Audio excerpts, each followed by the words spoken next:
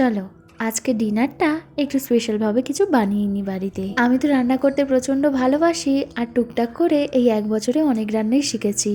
আর যা যা রান্না শিখেছি আমি ভেবেছি মা আমার কাছে যে কটা দিন রয়েছে আমি মাকে বানিয়েই খাওয়াবো। অনেক রান্না বানিয়েই খাইয়েছি, আর আজকের বানাবো মাছের কচুরি। ফ্রিজে 4 পিস কাতলা মাছের পেটি ছিল, ওটাকে নিয়েই আজকের মাছের কচুরি করব। আর আমি রান্না করব, মা হেল্প করবে না তা আবার হয়?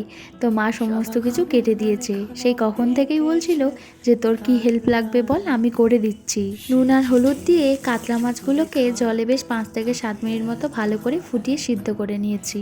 মাছটা একটু ঠান্ডা হলেই মাছের কাঁটাটা ভালো করে বেছে নিতে হবে। এরপর কড়াইতে একটু সর্ষের তেল দিয়ে পেঁয়াজ কুচি, লঙ্কা কুচি আর আদা রসুনটাও দিয়ে দিয়েছি। তারপর লবণ, হলুদ, লঙ্কার গুঁড়ো, একটু চিনি, একটু জিরের গুঁড়ো দিয়ে ভালো করে মিক্সড করে নিচ্ছি। মাছের পুরটা তৈরি হয়ে এলেই উপর থেকে দিয়ে দিয়েছি 1 চামচ মতো গরম মশলা, দিয়ে ভালো করে মিক্সড করে নামিয়ে রেখেছি। আর মাছের কচুরির সাথে খাওয়ার জন্য বানাচ্ছি ঝাল ঝাল করে একটু আলুর দম। আর আমাদের বাঙালিদের কচুরির সাথে খাওয়ার পারফেক্ট কম্বিনেশন হলো আলুর দম।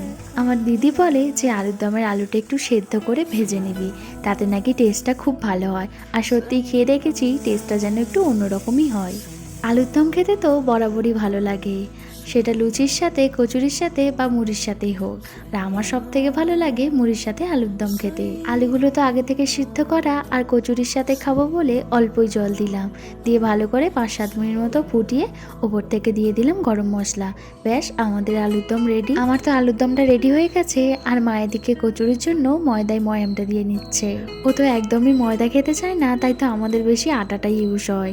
আর যেহেতু আজ মাছের কচুরি বানাবো, তাই অনেক বলে বলে ওকে রাজি করিয়েছি। অনেকক্ষণ ধরে ময়দাটা মাখছিল বলে মায়ের হাতটা একটু ব্যথা করছিল। আমি বললাম যে আমি একটু মেখে দিয়ে দাও, বাকিটা তুমি মাখো। তো কিছুটা আমিও মেখে দিয়েছি, আর এখন সুন্দর করে একটা একটা করে মা কচুরিতে মাছের পুর ভরছে।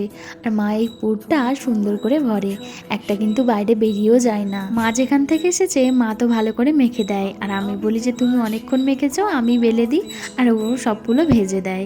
আগে কি হতো, আগে হচ্ছে আমি মেখে বেলতাম আর ও সবগুলো ভেজে দিত। আর ও কিন্তু ভালো ভাজতে পারে।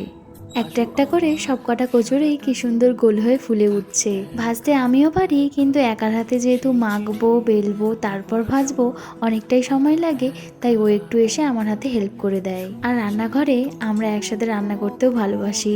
আর আমরা একসাথে থাকবো, সেখানে হাসি মজা হবে না সেটা তো হয় না। আর ও একটা করে নিজেও টেস্ট করে, আর আমাকে একটু টেস্ট করায়। সব কচুরিগুলোই ভাজা হয়ে গেছে, আর এখন 3 জন মিলে একসাথে গরম গরম কচুরি আর আলুর দম খেয়ে নিই। আর ভিডিওটা কেমন লাগলো জানিও কিন্তু।